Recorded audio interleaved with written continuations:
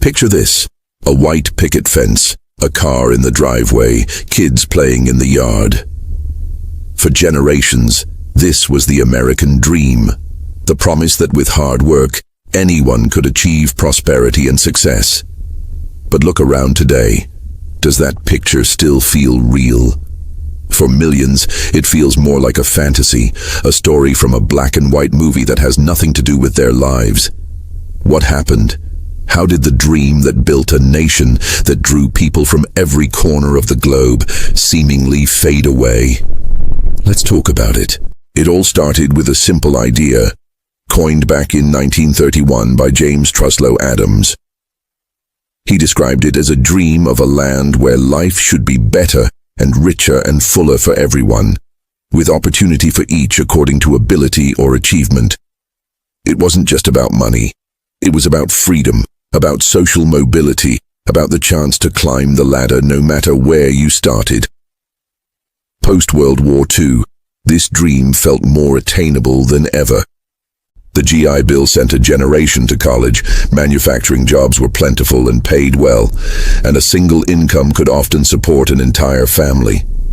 Home ownership boomed, suburbs expanded, and the middle class swelled. It was the golden age.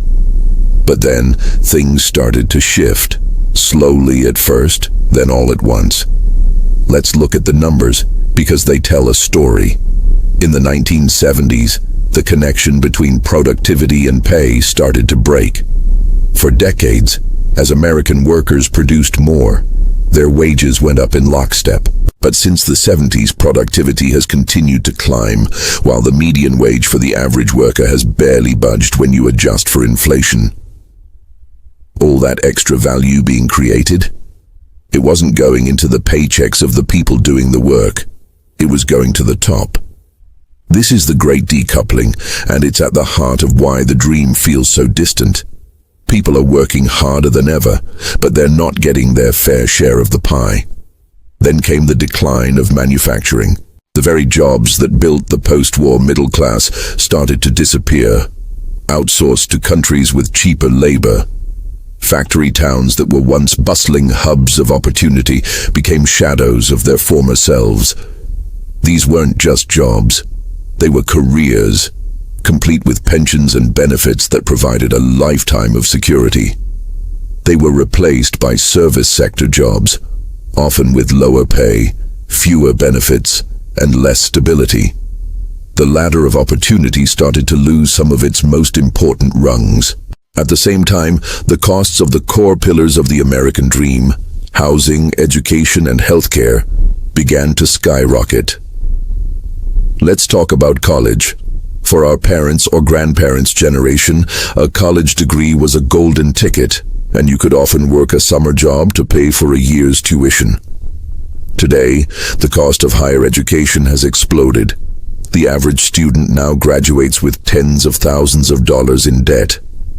Instead of starting their careers with a clean slate, they're starting in a deep financial hole.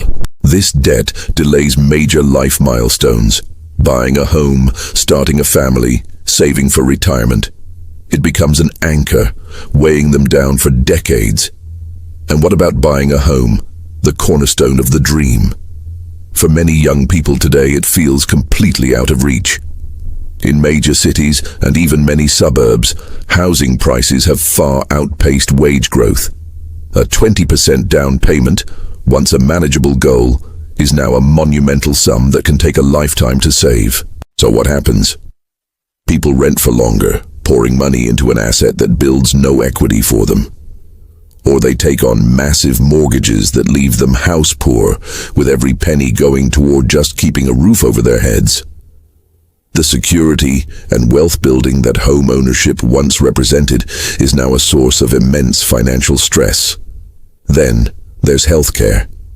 The United States is unique among developed nations for its incredibly expensive, employer-tied healthcare system. A single medical emergency, a car accident, a surprise diagnosis can lead to financial ruin, even for those with insurance. The fear of medical debt is a constant low-grade anxiety for millions. This isn't freedom, It's a system where your health and financial security are precariously linked to your job, creating a sense of constant vulnerability. When you put it all together, stagnant wages, the rising cost of essentials and crushing debt, you get a system that feels rigged. The game has changed. The old rules of work hard and you'll get ahead no longer seem to apply. Instead, it feels like you have to work twice as hard just to stay in the same place.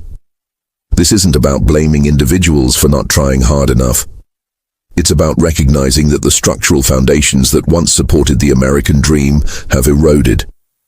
The wealth gap is a huge part of this story. Today, the disparity between the ultra-rich and everyone else is at levels not seen since the Gilded Age. This isn't just about fairness, it's about opportunity. Extreme wealth concentration gives a small group of people disproportionate influence over politics and the economy, allowing them to shape the rules in their favor, often at the expense of the majority. When a handful of people have that much power, the ideal of opportunity for each according to ability starts to sound hollow. The playing field is no longer level. So, is the American dream dead? Maybe the old version of it is. The one with the white picket fence and the single-income family might be a relic of a specific economic period that's never coming back. But does that mean the dream itself is gone? Or is it just changing? Perhaps the new American dream isn't about a specific set of material possessions. Maybe it's about something different. Maybe it's about defining success on our own terms. It could be the dream of financial independence, of being free from the 9-to-5 grind by starting your own business or pursuing a passion project. Maybe it's the dream of community, of building strong local networks and supporting one another.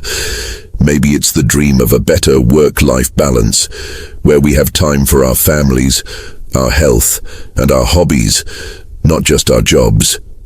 Maybe it's about having access to affordable healthcare and education without going into crippling debt. This isn't to downplay the very real economic struggles people are facing. They are severe and they are systemic. But despair is a trap. The story of America has always been one of struggle and reinvention. The challenges we face are immense, but they are not insurmountable. Change begins with understanding the problem, with having these honest conversations about why the old dream is broken. And this is where you come in. This isn't just a topic for a video, it's the reality we live in. We need to talk about it, not just online but with our friends, our families, and our elected officials. We need to demand policies that address wage stagnation, that make housing and education affordable, that create a healthcare system that doesn't bankrupt people. We need to support businesses that pay fair wages and invest in their communities. We need to rethink what we value as a society. The death of the old dream doesn't have to be an ending. It can be a beginning.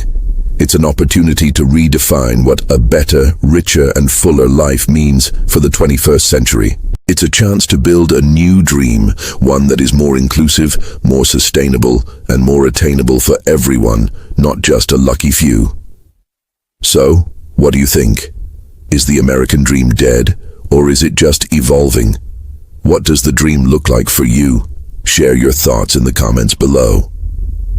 Let's start a real conversation, because figuring this out together is the only way we can start building that new dream for ourselves and for the generations to come. Thanks for watching. If this conversation resonated with you, please like this video and subscribe to the channel for more deep dives into the issues that shape our world. See you next time.